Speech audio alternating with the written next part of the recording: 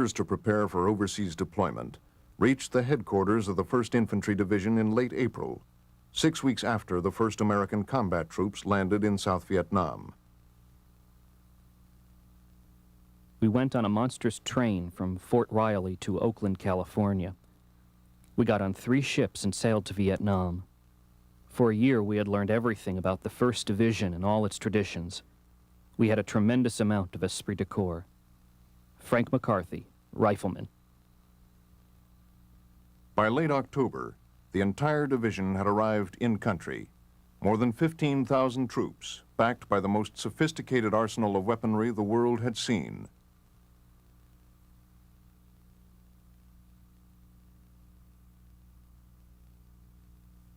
The division's mission was to defend the northern approaches to Saigon, a pie-shaped expanse of thick jungle, malarial swamplands, rice paddies, and rubber plantations, roughly the size of Washington State.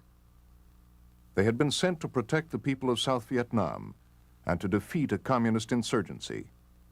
But in a war without fronts, the line between friendlies and enemies was often unclear. You go through the town during the day, and they have out the American flags, and they're waving everything and real happy with us, and you go back at night, and the VC flags are out. For the young American soldiers, average age 19 and a half, it was an alien world, at once hostile and alluring. Dear Mom, Vietnam has my feelings on a seesaw. This country is so beautiful. The farmers and their rice paddies with their water buffalo, the palm trees, birds, even the strange insects. For a fleeting moment, I wasn't in a war zone at all. Private First Class George Williams, 16th Infantry.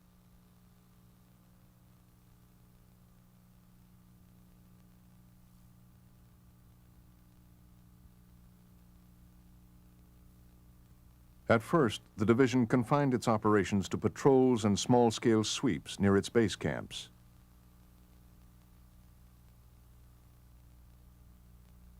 But all that changed early in the year as the division plunged deep into the heart of Viet Cong territory along the axis of Highway 13, better known as Thunder Road.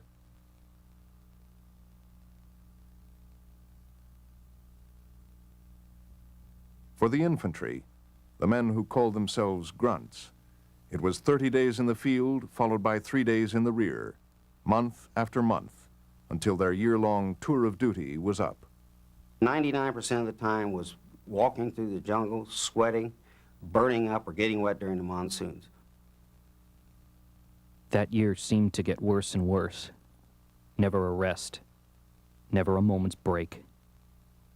Frank McCarthy, rifleman. The relentless humping took its toll, in boredom, in fatigue, in the danger and terror that was always there. Booby traps, mines, snipers, ambushes. They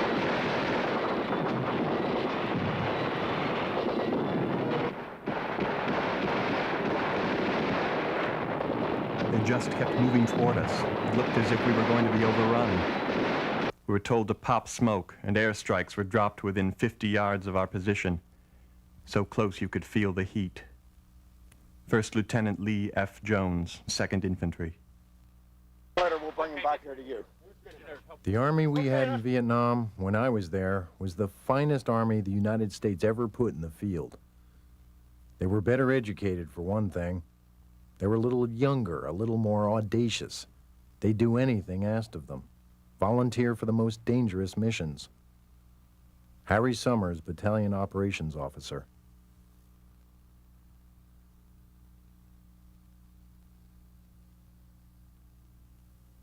As the big unit war escalated, the American command decided to mount a massive multi-divisional drive into the Viet Cong stronghold known as the Iron Triangle. After 4 days of saturation bombing, the 1st Infantry Division led the way.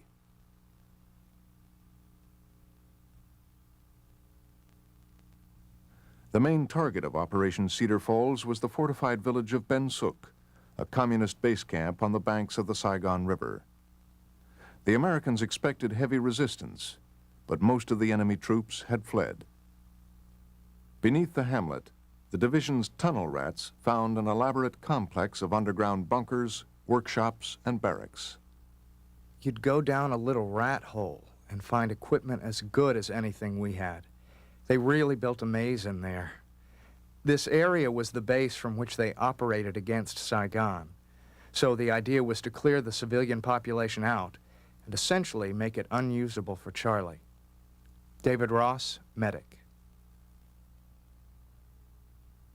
Operation Junction City, the largest of the war, kicked off in late February with a massive air assault by soldiers of the 173rd Airborne Brigade and the Big Red One.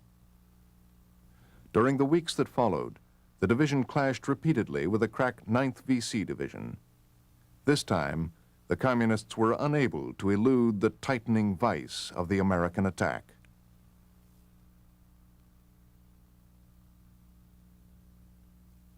As the year wore on, fierce fighting continued throughout the division's area of operations. Casualties on both sides mounted. One man, one loss, wounded or killed, is just as devastating as 10 or 20 or 100. And I felt this love that you can only feel in the trench. You depend on the guy, you're married to him, and he covers your back. Dust-off was incredible. This was the medevac people. They were incredible. And I saw so many guys live because of dust-off.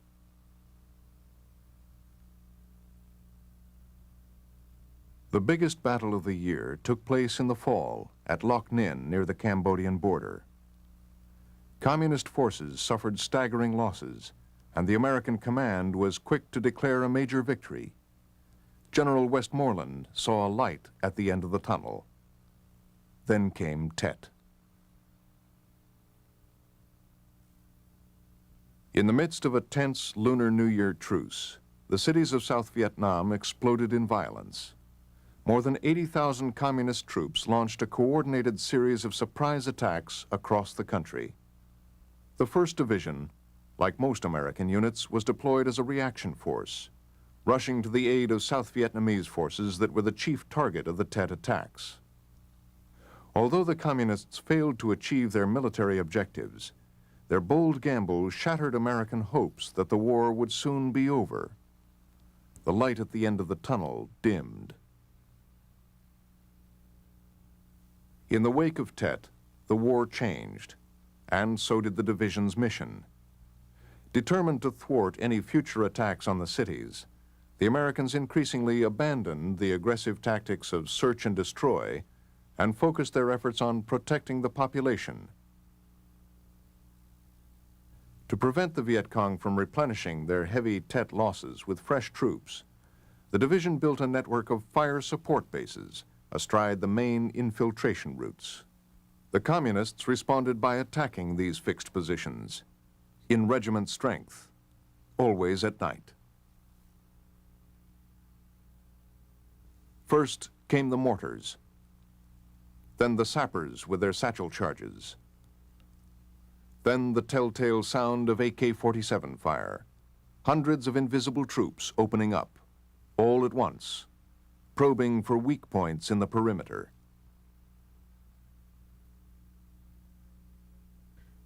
They just kept coming and kept coming.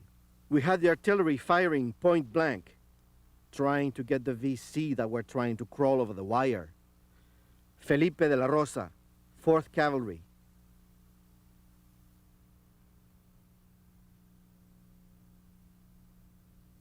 In March 1969, the division fought a major battle with the NVA inside the Michelin rubber plantation.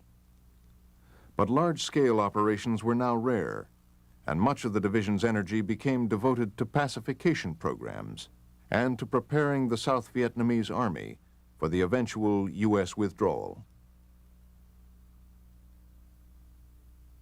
In December 1969, President Nixon issued orders to bring the 1st Division home.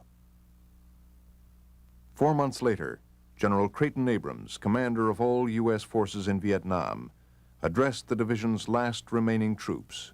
The 1st Division has been true to its reputation in this war as in all others going back to 1916. More than any other division in the Army, it has represented a constancy of those essential virtues of mankind: humility, courage, devotion, and sacrifice. Though some American units would continue to fight 2 more years, for the Big Red won, the Vietnam War was over. It was time to go back to the world. When it left, the division carried with it a host of unit and individual citations, including 11 Medals of Honor.